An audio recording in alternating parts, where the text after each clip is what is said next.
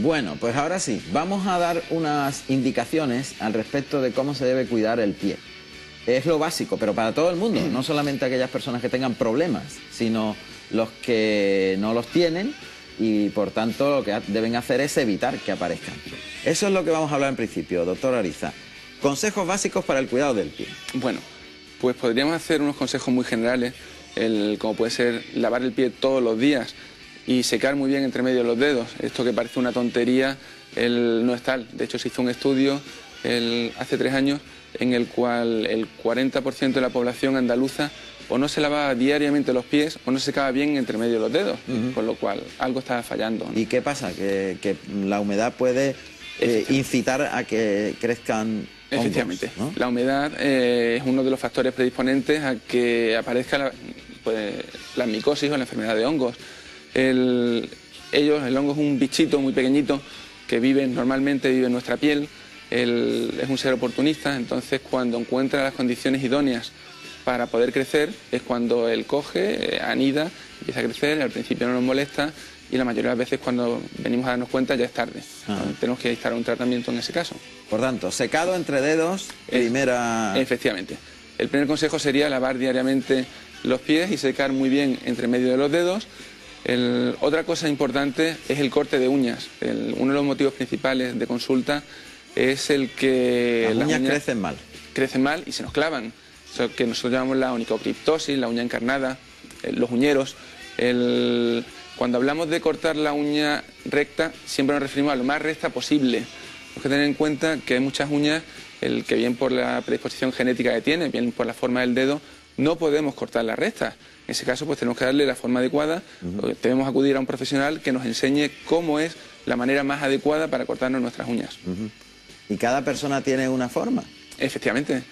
Al igual que podemos hablar de personas que tienen el pelo rizado, pelo liso, podemos hablar de distintos colores en los ojos, pues las uñas, cada una viene influida por la genética que tenemos y cada uno tenemos nuestra propia forma de uñas. ¿Y necesita un corte específico? Efectivamente, siempre va a ser lo más recto posible, pero evitando la aparición de la onicocriptosis, de esa uña encarnada.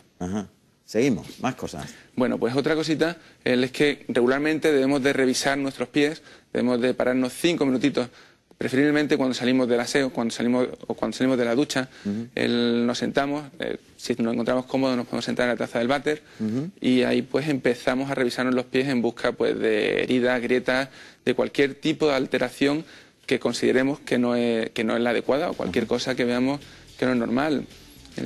Otra cosa importante que debemos de tener en cuenta es el hidratar muy bien la piel.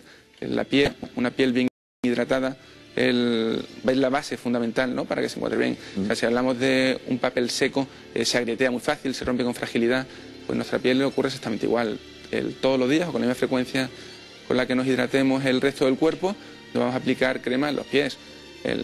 Cualquier crema, o sea, podemos hablar de cremas hidratantes corporales que las podemos utilizar en los pies, hasta las cremas más específicas, ¿no?, dedicadas única y exclusivamente efectivamente para el pie, que las hay principalmente de venta en farmacias. Ahí estamos viendo algunos problemas, ¿no? Ahora, por ejemplo, en la uña. Efectivamente. El caso que estamos viendo es un caso de una cirugía de uña. Eso es un chico el que se le clavaba la uña. Entonces lo que se hizo fue eliminar ese trocito de espícula, ese pico de uña que se le clavaba.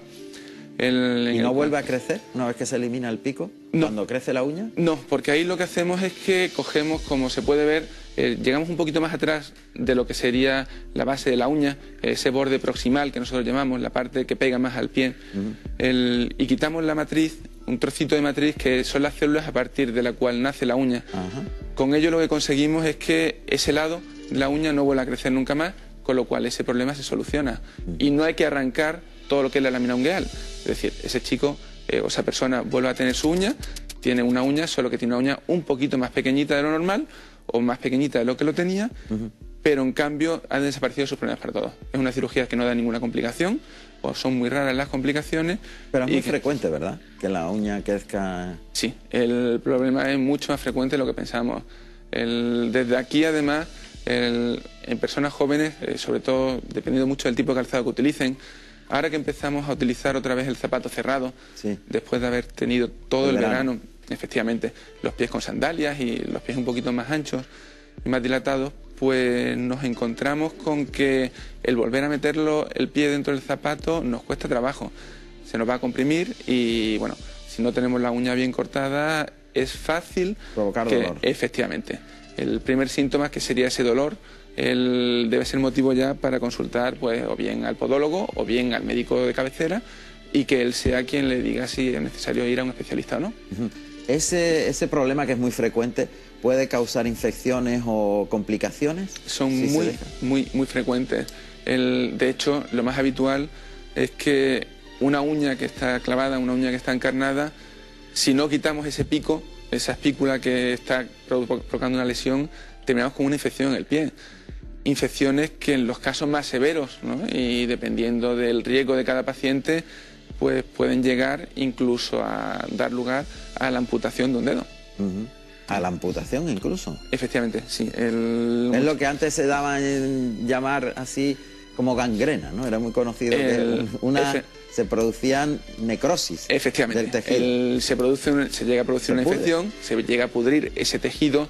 Tenemos que tener en cuenta que la infección empieza por los tejidos blandos, empieza por la piel y los tejidos subyacentes, y puede llegar hasta el hueso, empieza a destrozar el hueso, y en esos casos, bueno, o bien puede producirse una necrosis, que, bueno, son los casos más extremos, o bien en los que el propio profesional debe entrar por quirófano para quitar el trocito de hueso ese, porque hay casos en los que ya no responden a un tratamiento farmacológico.